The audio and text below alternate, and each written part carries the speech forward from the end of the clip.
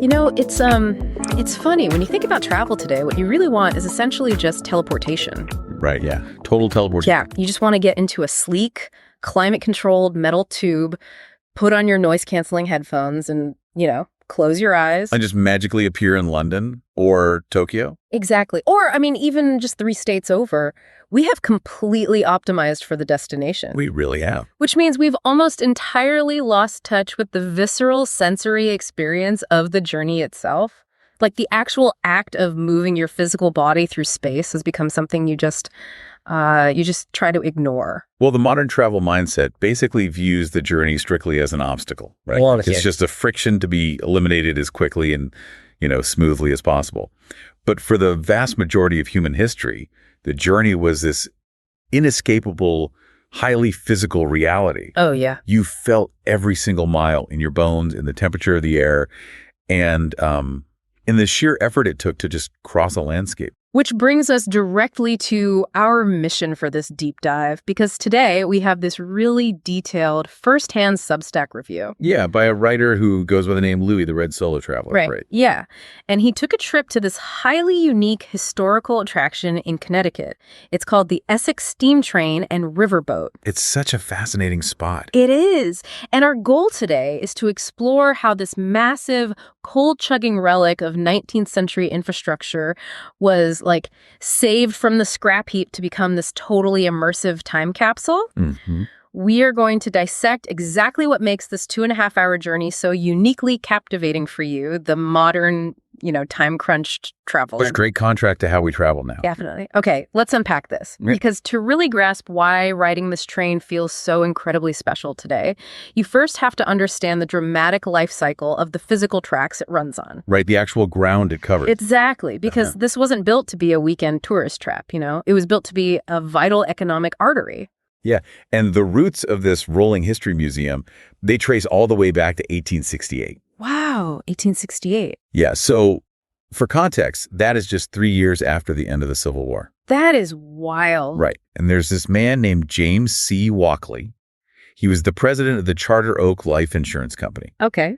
And he somehow managed to secure a charter from the state of Connecticut to create the Valley Railroad Company. And looking at the source, the geography of this specific route gave them a massive advantage from day one, right? It was everything. The railroad was designed to run directly alongside the western shore of the Connecticut River. Which makes sense. Totally. Yeah.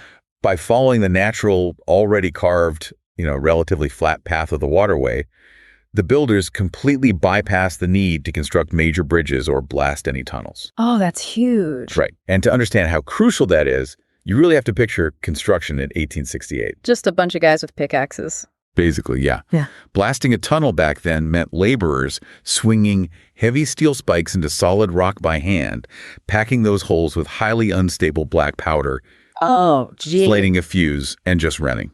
That sounds terrifying. It was incredibly dangerous and slow and really expensive.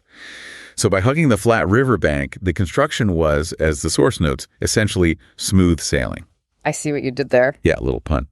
But by 1871, they had this fully operational 45-mile route running from Hartford down to Old Saybrook. Okay, wait, I have to pause you right there. Sure. 45 miles. In today's world, 45 miles is just a Tuesday morning commute. True. I will drive 45 miles on a Sunday for a really good slice of pizza if the highway is clear. Same. It sounds like a remarkably short distance to justify building an entire railroad corporation. Can you contextualize that? How massive an undertaking was a 45-mile rail line for moving cargo and people in 1871? Yeah, if we connect this to the bigger picture, you have to remember the alternative in 1871 was horsepower, or literally your own 2 feet. Right. No cars. Exactly. So moving tons of cargo-like timber, agricultural goods, heavy manufactured products over 45 miles of unpaved, deeply rutted, often muddy 19th century roads. That sounds miserable. It would take days of immense physical effort. But the Valley Railroad condensed that grueling, multi-day journey into just a couple of hours. Wow. Okay, that puts it in perspective. Yeah, at its peak, this line was making 15 stops along that route and running 6 days a week. It started with just one car for cargo and passengers, plus 4 dedicated passenger cars. Oh, wow. And it completely rewired the microeconomy of the Connecticut River Valley.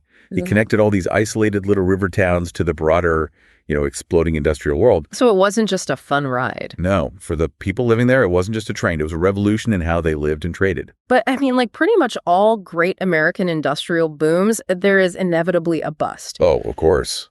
And the financial struggles actually started surprisingly early. Yeah, within just 10 years of opening, the Valley Railroad was absorbed by the New Haven Railroad. Ah, gotcha. It's the classic Gilded Age story, really a small, highly successful local line getting swallowed whole by a massive regional monopoly. Right, standard corporate takeover. Exactly. And the New Haven Railroad kept the tracks operating for decades, but the real death knell arrived shortly after World War I with the mass adoption of the automobile. Oh, sure. Once everybody has a car. Right. Suddenly, everyday people didn't need to conform to a rigid train timetable or, share a car with strangers. They had their own personal transport just parked outside their house. Exactly. So the decline was agonizingly slow, but entirely terminal. It stretched all the way through the 1950s and 60s until passenger service completely flatlined in 1968. Which is usually the exact moment where the story ends for these old regional lines. Almost always. Yeah. The company goes bankrupt, the tracks rust out, the wooden ties rot, and the surrounding forests just slowly reclaim the land. Nature takes it back. Right. And the source mentions a company called Penn Central briefly took it over before basically throwing their hands up and abandoning it to the state of Connecticut. Yeah. But then the resurrection happens. And the fascinating part to me is that it didn't come from some massive corporate investment or a massive state funding package. It came directly from locals. Yeah, it's an amazing story. In 1971, just a few short years after the line officially died, a 22-mile stretch of those tracks was reopened as the Essex Steam Train tourist attraction.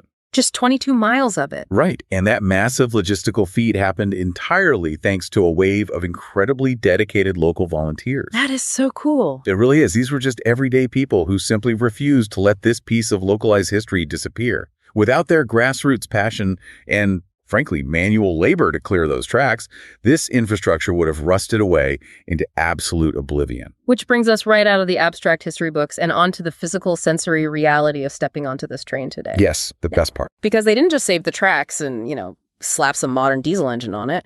They brought in an authentic 1920 coal-burning steam locomotive. It's incredible to see in person. And this is not a polished museum piece sitting silently behind a velvet rope.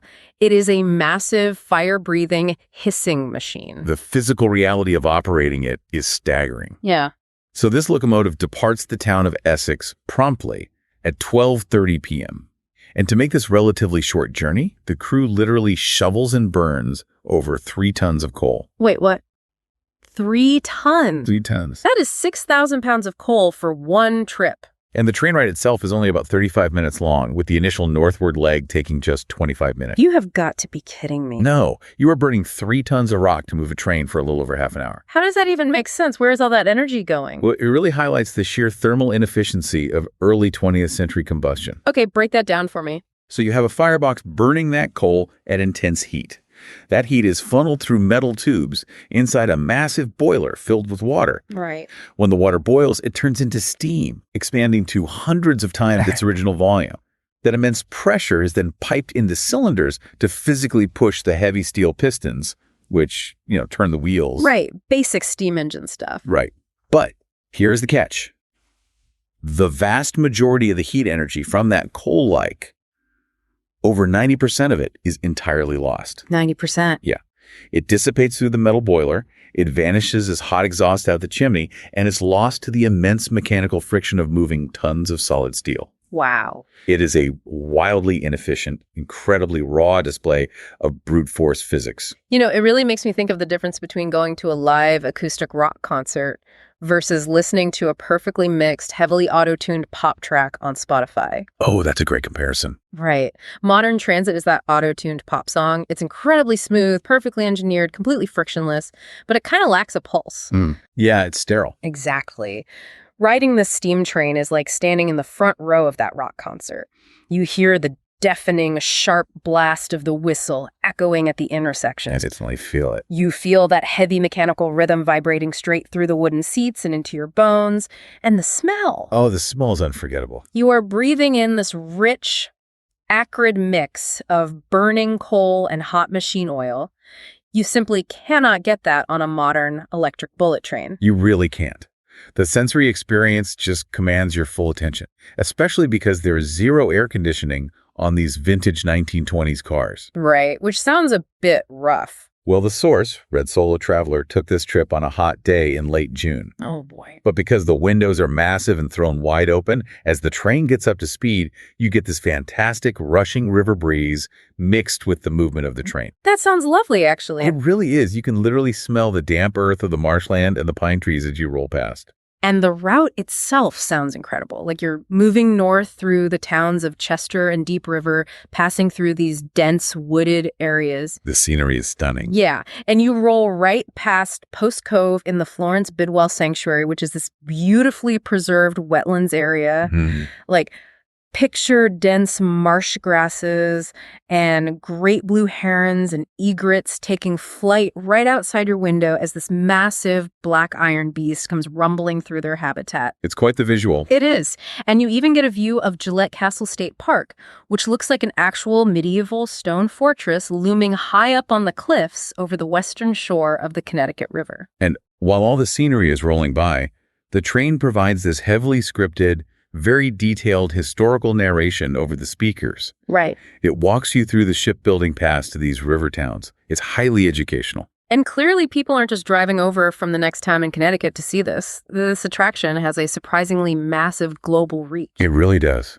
The source cites a C-Tin Insider piece, pointing out that the multicultural nature of the visitors actually prompted the train operators to create an informational pamphlet written entirely in Mandarin. That's amazing. Yeah, they offer it to Chinese passengers as a direct alternative to the English voiceovers.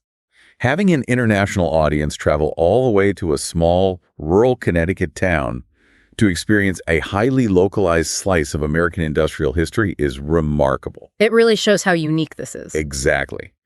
It proves the universal appeal of stepping backward in time. People from across the globe crave a tactile, physical connection to the mechanical past, regardless of whether it's their own ancestors' history or not. Totally. Now, if you are planning to make this trip yourself, our reviewer Louie has some very strict pro tips. Yes, listen to Louie on this one. First, do not cheap out. You want to book first class. The first car features roughly 35 plush individual swivel chairs. Very fancy. Right. Second, you absolutely need to arrive 30 minutes early, primarily to navigate parking and make the surprisingly long walk around the train cars to actually get to the ticket window. That's a good practical tip. But the most crucial tip, the one you definitely want to write down, is about seating. First class seats are open and first come, first serve. Right. Louis insists you must grab a seat on the right side of the train car.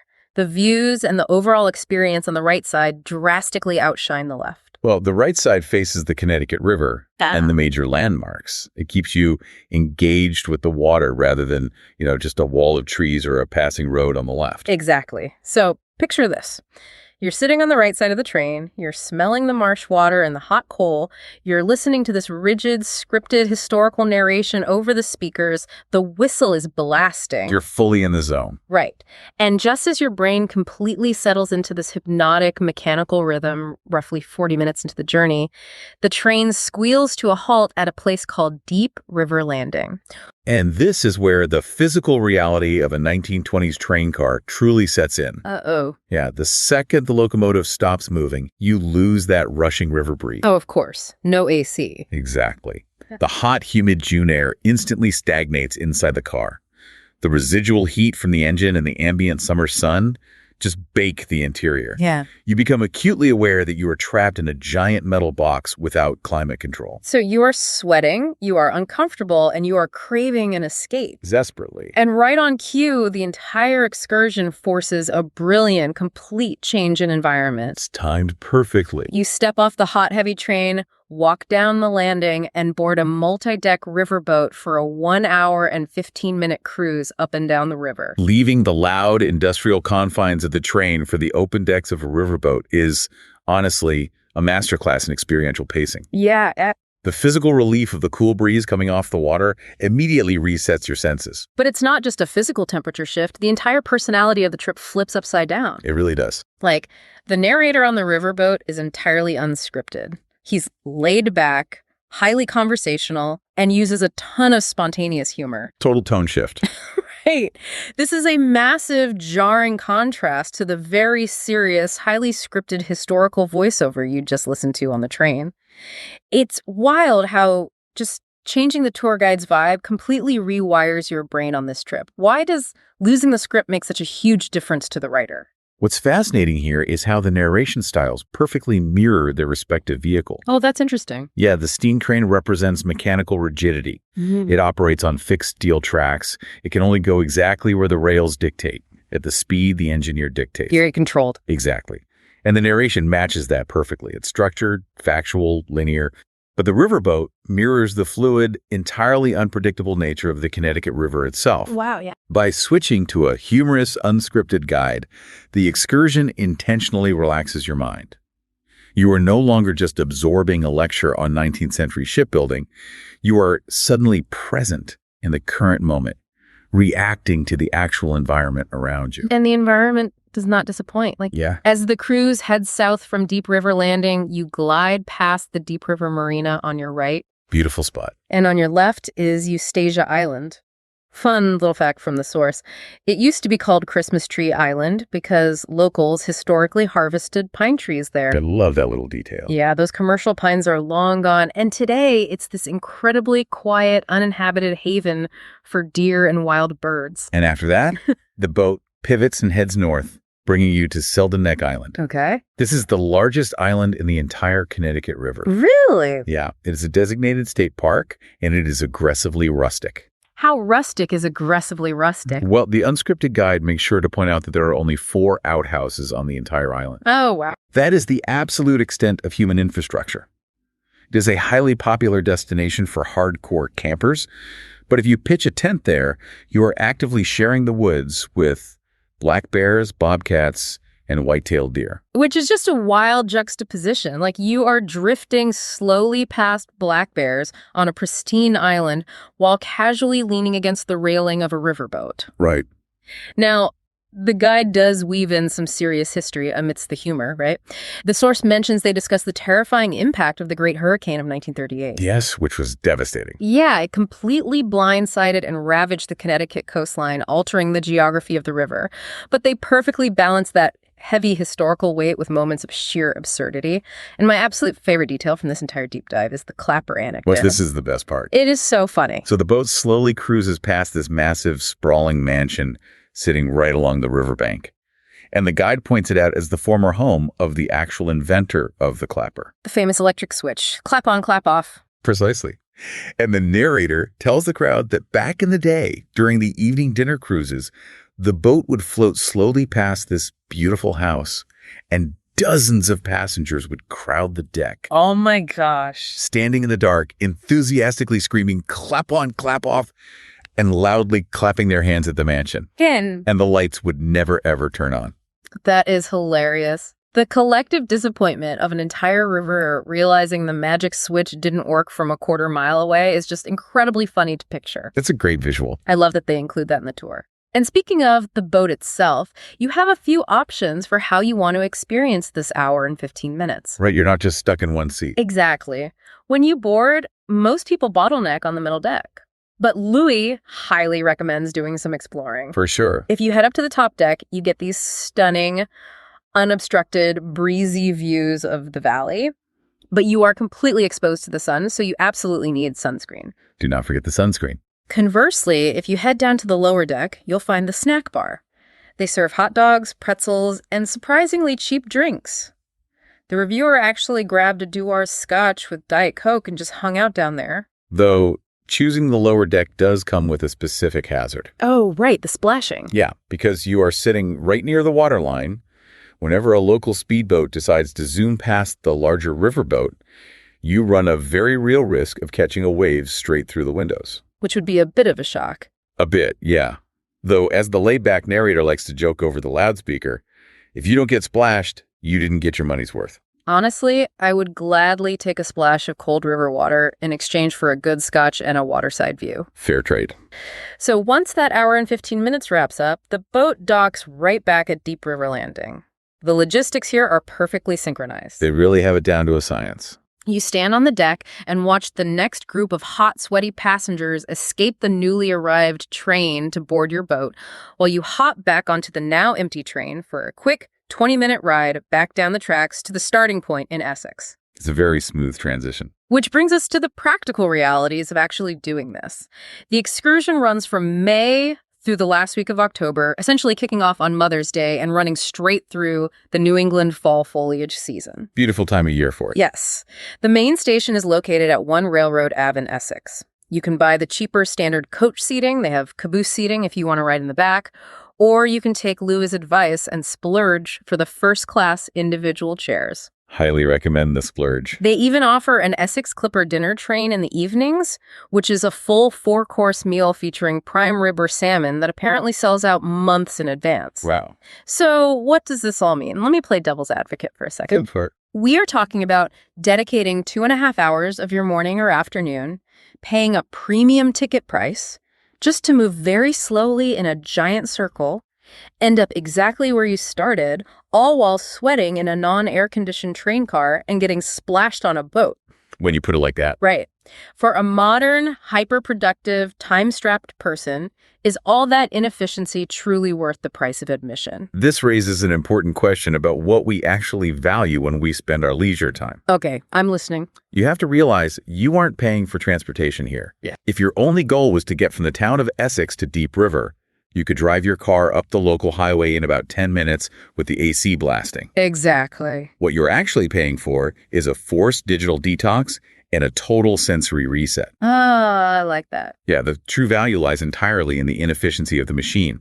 When you are sitting in that 1920s train car, physically vibrating from the rhythm of the steel wheels, smelling the burning coal, and listening to that deafening whistle, your brain cannot possibly be stressing about your next Zoom meeting. You literally can't focus on anything else. Exactly. The sheer mechanical presence of the train dictates the pace of your reality. It forces you to sit down, shut up, and observe a piece of the American landscape from a perspective that simply does not exist in our frictionless daily lives anymore. That is so true. It is, in essence, a massive steam-powered pause button for your brain. A steam-powered pause button. I think that perfectly captures it. It is a seamless, brilliantly paced blend of heavy industrial mechanical history, serene and natural river beauty, and the pure, unadulterated joy of taking the slow route. Absolutely. It's also a powerful reminder of the sheer human dedication it took at every step.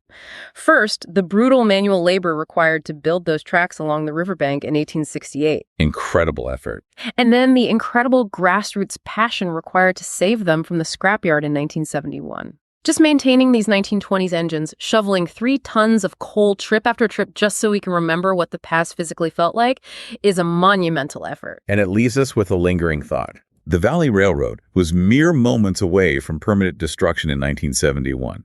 It was saved simply because a group of local citizens looked at an abandoned, obsolete piece of infrastructure and decided that its history mattered. Yeah, they cared enough to save it. Right. Which makes you wonder, as we constantly rush to modernize our own towns and cities today, paving over the old to build the new, what everyday infrastructure are we currently abandoning or tearing down that our grandchildren will one day desperately wish they could buy a ticket to experience? Man, what a fantastic question to chew on. Next time you see an old brick building being demolished or a winding back road being bypassed by a new highway, think about that. Thank you so much for joining us on this deep dive. Keep your eyes open, keep asking questions, and keep exploring. We'll catch you next time.